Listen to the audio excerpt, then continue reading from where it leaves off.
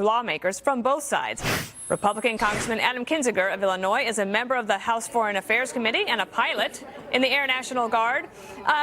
We just found out that the Senate is going to delay the vote on the Senate side because of Rand Paul's objections, which is on just the sheer cost of the bill. And what do you think about that? I know that you care about the fiscal deficit as well. Yeah, look, I think you can kind of walk and chew gum here at the same time. So how do we get in this position? The whole thing called sequester in 2011. Sequester was meant to be so brutal to the military that it never happened, but it happened.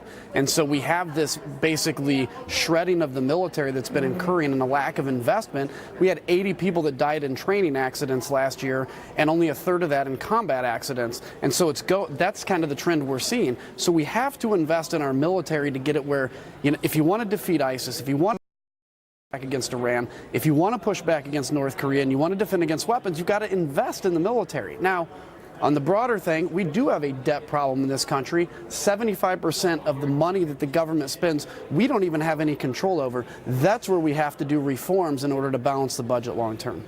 So Keith Hennessy, a former chairman of the National Economic Council for President George W. Bush, wrote this on his blog today, that other than their relative prioritization of defense over non-defense programs, when it comes to government spending and borrowing, it is now quite difficult to distinguish President Trump and congressional Republicans from Democrats. What do you say to that?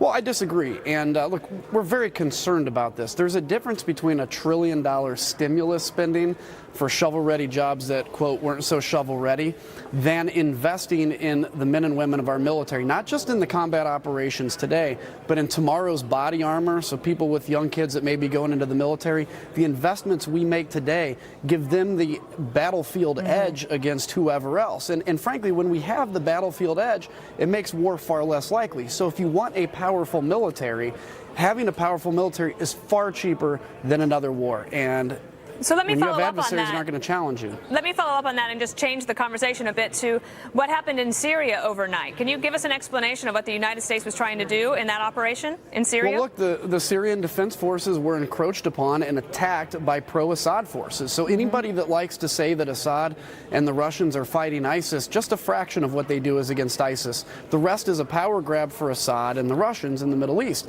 And you could see that by these affiliated forces attacking America's allied forces. And so we did what we do best, which is defend our friends, and we frankly crushed these forces. And I think some estimates are up to 100 of them were killed. Right. Look, we want a peaceful solution in Syria, but Bashar al-Assad's killed 500,000 people. He's determined to stay in power. Just don't mess with our people or our allies.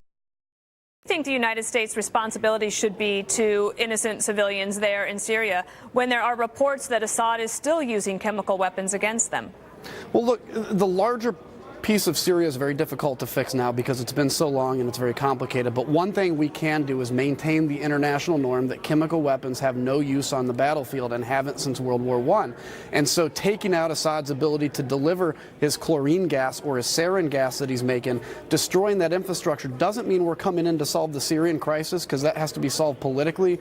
But it is saying that any dictatorial regime that uses chemical weapons will have a cost enacted upon them far greater than their use of weapons. And before I let you go, the Cook Political Report moved 21 House seats to the left, either to likely or lean Democratic. We've got a map here of those. I know that you have a primary opponent, but you've way outraised that primary opponent.